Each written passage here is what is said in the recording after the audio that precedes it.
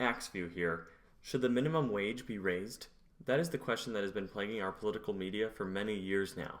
First and foremost, there is a debate over whether to raise it at all. If yes on that, the next logical question is over to what level it should be set. $15, $20, $10, something else? Let's parse through why there is a minimum wage in the first place and how we can go about deciding the best answers to those critical questions. So why have a minimum at all?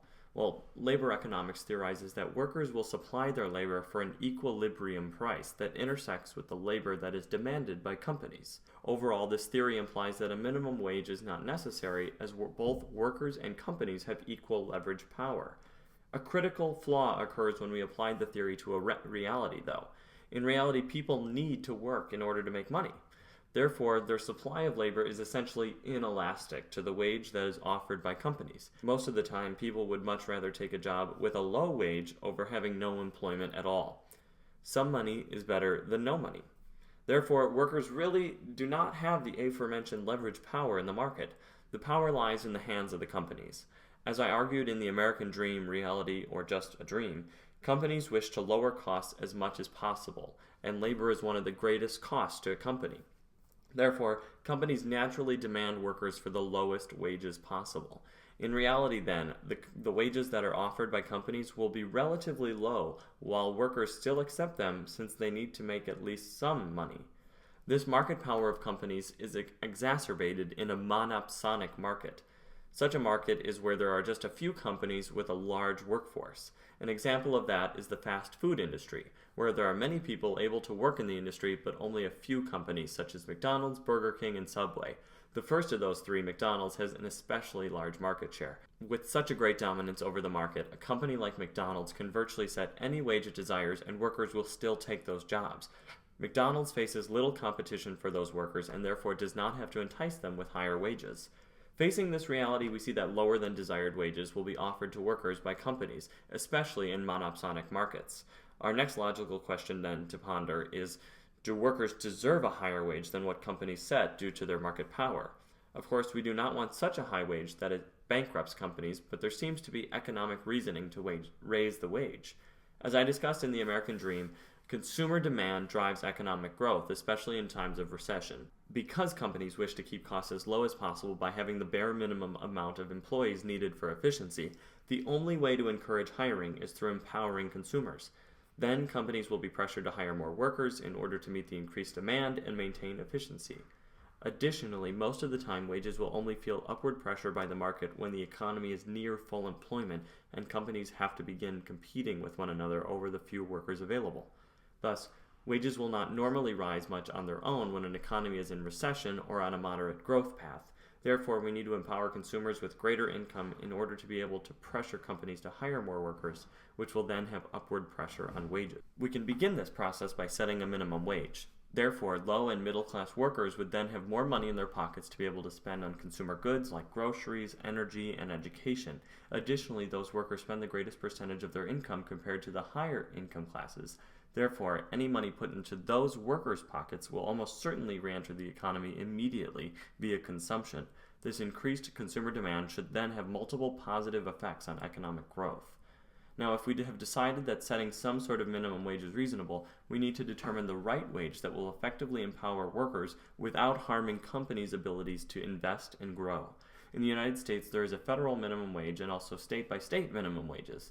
Due to the supremacy clause of the Constitution, the states must abide by all federal laws, therefore setting their own wage laws at no less than the federal wage level. The current federal minimum wage is $7.25 per hour. One way to begin determining to what level to set the wage, we can look at the past and see how much purchasing power the minimum wage has historically given workers.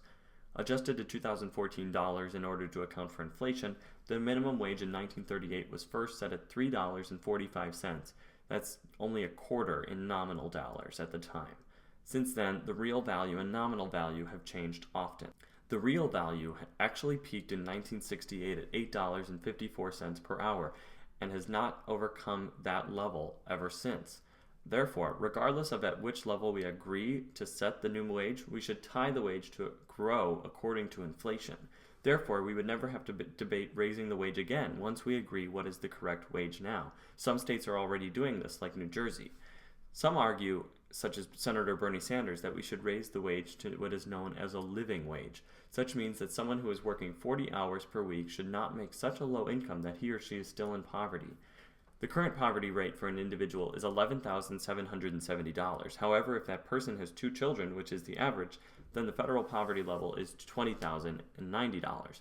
Do keep in mind that such a family may have a second parent, which would potentially add another income to the mix. If we just consider an individual person's income with no children for now, he or she would work 40 hours per week at $7.25 an hour for 52 weeks of the year for a total of $15,080. If such workers have only themselves for whom to care, then they already do exceed the poverty line. However, if those workers are single mothers or single fathers of children, then they are considered in poverty.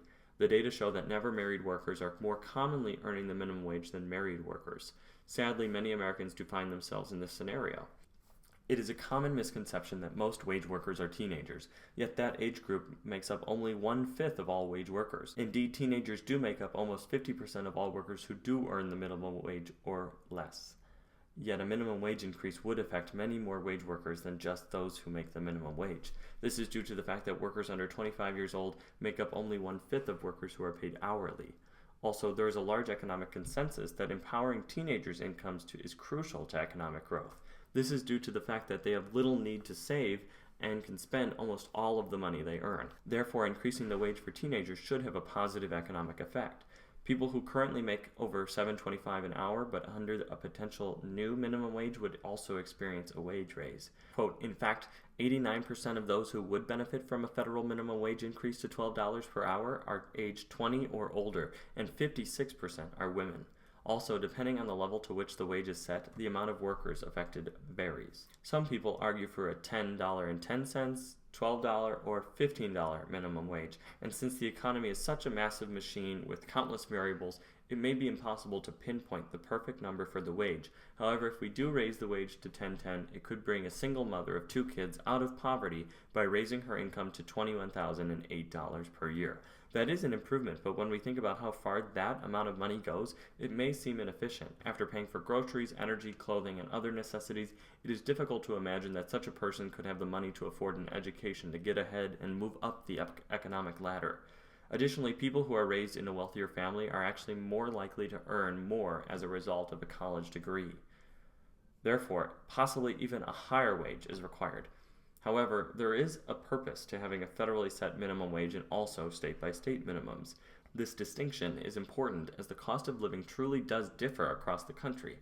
Because of this, some could argue that the federal minimum wage should be kept lower so that the states could then raise it if needed to adjust for differences in cost of living.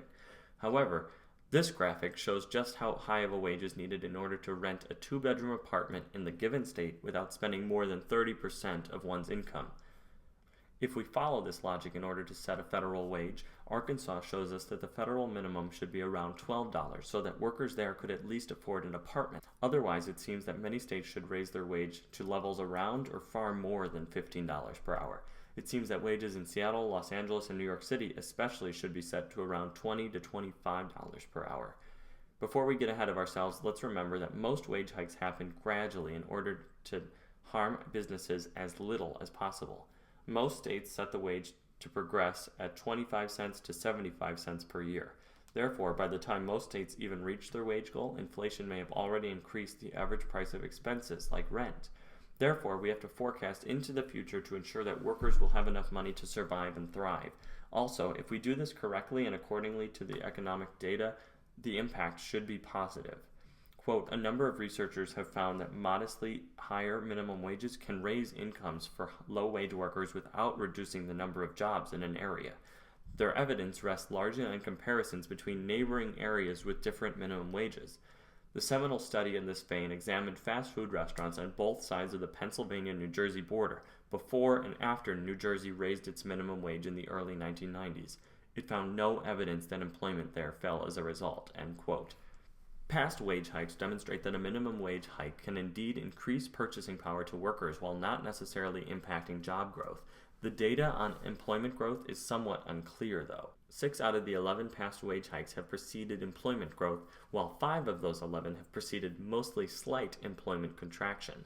Therefore, a modest wage hike may not have an effect on job growth after all. Honestly, economics is far too complex with too many factors to be able to pinpoint a direct cause and effect at many times. Understanding the overall context of these time periods can demonstrate what effect a wage hike could have had at those times. For example, 2 of the 5 times that jobs declined were during an economic recession. Nevertheless, if the data is unclear like this, then the case for a moderate wage increase seems to stand. It does not seem so dangerous to moderately increase the minimum wage and also tie it to inflation. Now, the Nonpartisan Congressional Budget Office has estimated that a wage increase could cause anywhere from a slight decrease in employment to 1 million jobs lost. However, this could depend on the new wages level and the graduated scale that the wage increase would follow. Furthermore, this may be a bit short-sighted, as in the long term, hopefully more money in consumers' pockets will fuel consumer demand, increasing revenues for businesses and pressuring them to hire more workers. There may be some lag time in between businesses raising wages and those same businesses feeling increased consumer demand. Now, some may argue that raising the wage will simply cause inflation of prices. Businesses have to cover the cost of the wage hike, so naturally they will raise prices. So the logic goes. However, theory must be applied to reality and the effects a wage hike would bring. Worker productivity would increase due to increased worker satisfaction. This would increase speed and also customer service as workers enjoy working and feel it more worthwhile. Additionally, this would lower turnover rates of employees, which would lower training costs. Also, public perception of companies that treat their employees well may increase, even if the minimum wage hike would be due to a law. All of these factors could instead increase revenue, eliminating the need for a price increase. Now, the data can be split at times on whether inflation will be raised due to a wage hike. Economists know that GDP growth and inflation are tied in that as more goods are being produced due to increased demand, those goods will become more scarce, causing inflation. As the economy grows, inflation naturally rises steadily. This occurs until there is a point of such rapid GDP growth that resources are much too scarce, causing rapid inflation and an economic recession. So how does this tie into a minimum wage hike? The theory goes that increasing wages will increase purchasing power, furthering consumer demand and fueling economic growth. As seen in the graph, this will cause some inflation due to more scarce resources. However, that comes with an economic stimulus. An economy cannot grow without at least some inflation. Now, what we want to know is whether past wage hikes have been eliminated by subsequent inflation. The data throughout the U.S.'s history show no or little direct relation between a minimum wage hike causing inflation. The graph shows that as the wage increased, at most times inflation did not drastically increase. The argument is actually void due to the fact that the real wage already accounts for inflation.